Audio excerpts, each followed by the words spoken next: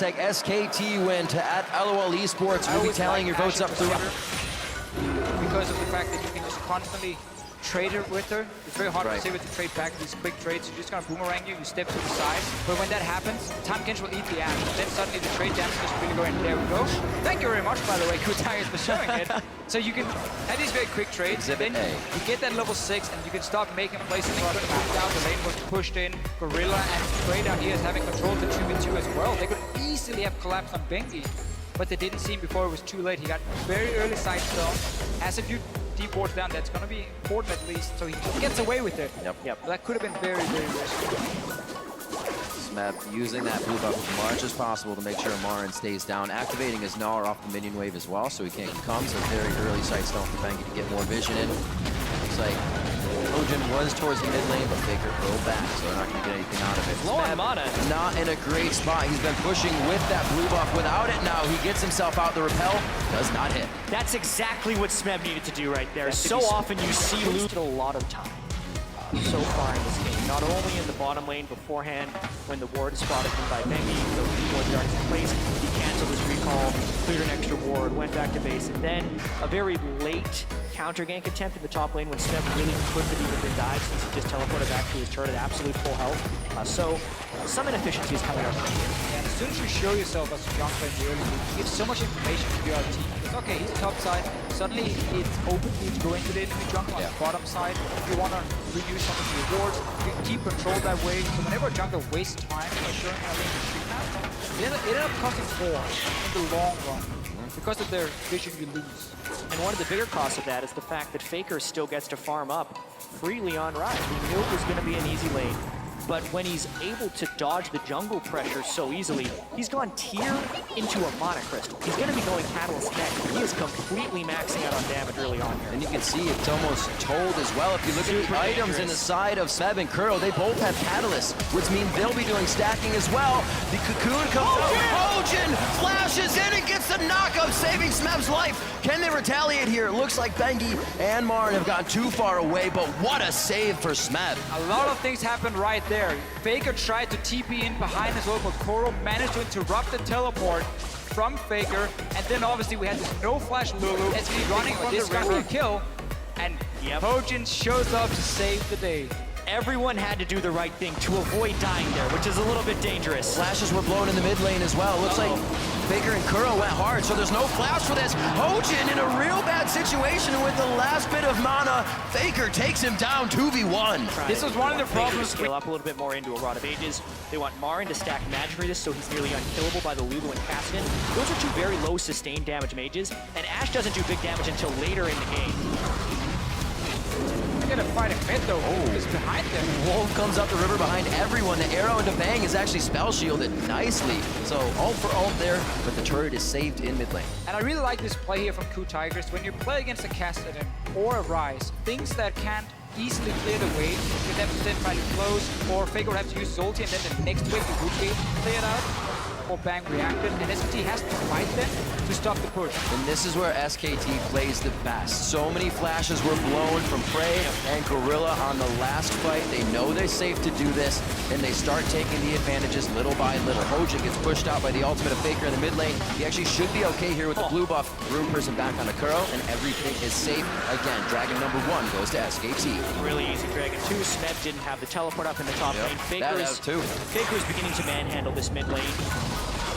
Missile voyage towards mid. This isn't to kill Faker, this is to kill the turret. They already know the turret is low, and Faker can't clear the wave well. Exactly the same play we just saw before from KOO Tigers. They know Faker on the Rise cannot hit. He already used the ulti.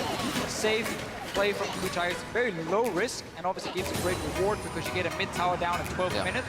So I really like those two plays, and it's one of the things Tahm Kench offers. See what happens here. Marin is going to Smeb. And this is one of the first games where we haven't seen the side lanes drop yet. The middle goes down first. We'll see how that opens up the map right now. That wet noodle fight in the top lane. Looks like Hojin wants to participate. Nar's back Smeb, so he can't slow him anymore. But the pop-up from Hojin may keep him in range. Smeb does have flash. Will he utilize it? I think Marin's made too much ground already, and he gets gets out safe. They were thinking about going hard up there. Curl already roamed halfway up the lane, which leaves this window. Wolf can dive on Alistair. He has his ult. That's the hit. Gorilla's going to be pushed back, but that's a lot of great help he has to work with to get out of this situation. Pops it at the last second, and beautiful. Wolf waits until the last moment when he can headbutt, knowing Gorilla's flash is down, and make it look easy. Good decision from Wolf going for the Tahm Kench. Don't go for the AD carry. He can just eat him then. Keep him alive. Sometimes it's ill-advised, but they know what they're doing. Go for the support here. Take him down. Take the tower as well. Marin is still up in the top lane trying to defend. There's a teleport from Yeah, he's Faker. gonna need help. Yeah, there comes Faker. Really nice timing on that teleport. TP and ult as he makes his way out there. Getting a few stacks on the... Oh, wait a minute. He's going to be in range a little bit more. Spams out those rune prisons. That's the tower hitting. Marin trying to give him the time of day, but it's a hit from Faker. The teleport and flash. #worth. And right here is why Faker makes Rise work. He knows exactly when he can flash forward and just catch out for the Unleash his entire make that play. Fang's been so good at spell shielding. Exactly, and you have Wolf as well with these ults. So are really any target you're aiming for mid lane? At least you repel up in the air. Yeah, a lot of denial there. Mainly they're trying to hit Faker, who's going to be having some resiliency of his own with the Rod of Ages being completed. And the Seraph's Embrace going to come online pretty soon as well. So the arrow targets have to be pretty tricky. Maybe they'd have to hit Bengi before he can repel up. Could be one of them. But it's harder for KOO to find the kills in this game, and their aggression has definitely been toned pretty far back in the last. And we looked again at this double teleport. Marin once again is going to restore very early on. Less cooldown on the teleport. He was one of the first guys to really start To wait a long time before this team composition comes online. And they're actually at the mercy of a lot of the power spike from SKT thus far. Faker realizes he is sitting right on a ward, hatching it, and the team wants this right now. Doesn't look like KOO's going to get much, and they lose pressure in the top lane. Smeb went to TP, but he did not go, so he gets this turret.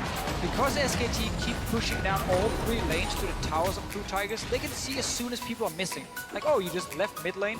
Let's make sure our top laner is aware. Let's make sure Faker can teleport up in case it's needed. And we saw all other members from SKT already run through their own jungle towards that top lane in case a dive would happen. I would like to see Brains that recall run from the base and then fire an arrow down the lane here. That's very hard to dodge unless you have flash up. And it's also a lot harder to predict. Okay, where's he going? Is he going top? Is he going bottom lane? If he moves from mid lane, have that Gnawer out. Faker and Curl already on the bottom side of the map, adding that pressure. With Dragon coming up, you can already see Gorilla kind of waiting in the middle of both top and mid, or I should say bottom and mid. Remember his home guard, and he's sitting in base for a long time now. He's waiting to TP somewhere. He's going into bot lane now.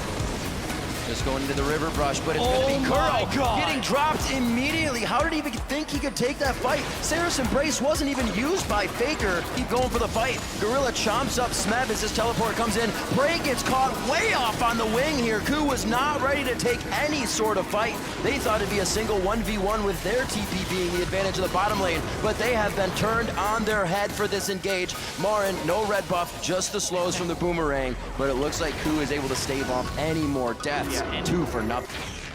Comparing the team compositions between Game 3 and 4 for KOO Tigers, Game 3, everyone was a playmaker. Lee Sin for Hojin. Ashe and Kassadin still the same, but they had split push pressure from Smeb on Fiora and a Thresh for Gorilla. Tahm Kench is an annoying support. He's mainly a defensive user. He's beautiful. And then he punishes positional errors, but he's not the same type of playmaker that Thresh is. So substantially less playmaking for KOO. And that's one of the great things. They kind of threw caution to the wind. Oh boy. But now SKT is playing their defensive controlled game. This is their risk. Teleport almost up for Smeb on this one. He's clearing the bottom wave. It looks like the team may not even try to take anything. Hojin gets hit out. A very late arrow, though, still allowing SKT to fight. The Gnawer misses off of a flash there by Gorilla, but Baron is now up, and the fact that the waves are already crashing towards KOO makes this so much more difficult for them. Remember, it's a home guard in Chant. For Smeb, less cooldown or more cooldown. Was Hojin. Again, where they take different roads to exit. The exhaust is there, but I don't think they're going to have the chase on that, even with Faker's ultimate coming in. It looks like they stay back. KOO now trying to hold off mid. The flash was used by Prey, or I'm sorry, heal was used by Prey. The TP coming in to save the minion as well as engage in a fight. Smeb gets the wild growth on himself. What a static shiv crit. And it looks like that could be a final kill. Nicely done coming in. The toxin from Bengi picking up a kill onto Prey as he had already used heal. He could not get himself away. And Gorilla also falls after flashing previously.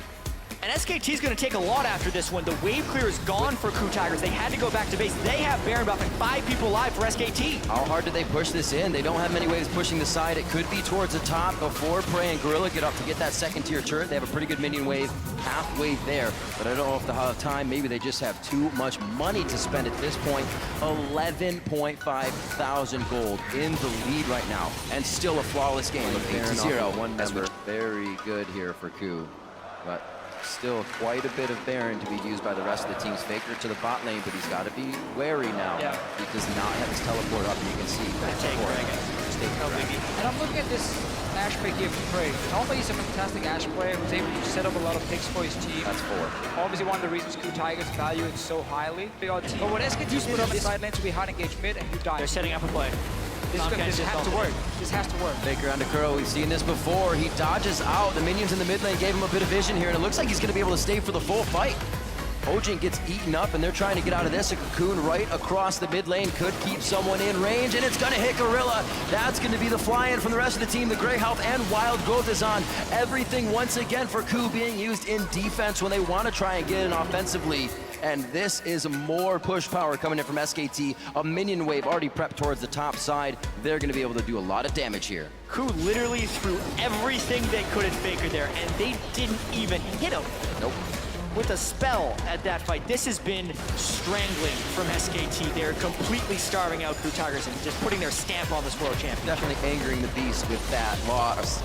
SKT coming out much stronger. Maybe this is the Pandora's box. We see a Raptor cloak on Wolf as well. They're going to be going for the turret. That's going to be an inhibitor. 45 seconds onto Curl. Gorilla just came up. Does KOO have what it takes to keep their dreams alive for the Summoners Cup? And it looks like SKT may give them some breathing room here as they start to back out. They want this one methodically. They are not making any mistakes. Oh, Wolf goes in. I don't know if the team was fully on board with that one, but he does save off any re-engage as well from KOO. Same again for SKT. There's no reason to risk anything we've seen in some of the other games. Right. Closes out with this 13,000 gold advantage is almost classic SKT. It's exactly the way they want to win the game. Nothing incredibly flashy. Faker dominates the opposition. They still make smart plays after that. They rotate around the map properly, and they just systematically starve out the opponent. KOO Tigers, last stand, 2 inhibitors down. Here SKT comes. On the hunt, goes in. That's going to be Hojin in a real sticky situation. He goes down a full 3-man Gnar ultimate. That's going to be smacked down now. Eyes onto the 80 carry, but the support hits. It's going to be Kuro out safely. Prey, however, has to run away from his base. SK Telecom looking to take down the final Nexus turrets. It does not look good for Kuro and his team. KOO Tigers are falling. SKT will be your first ever 2-time world champions!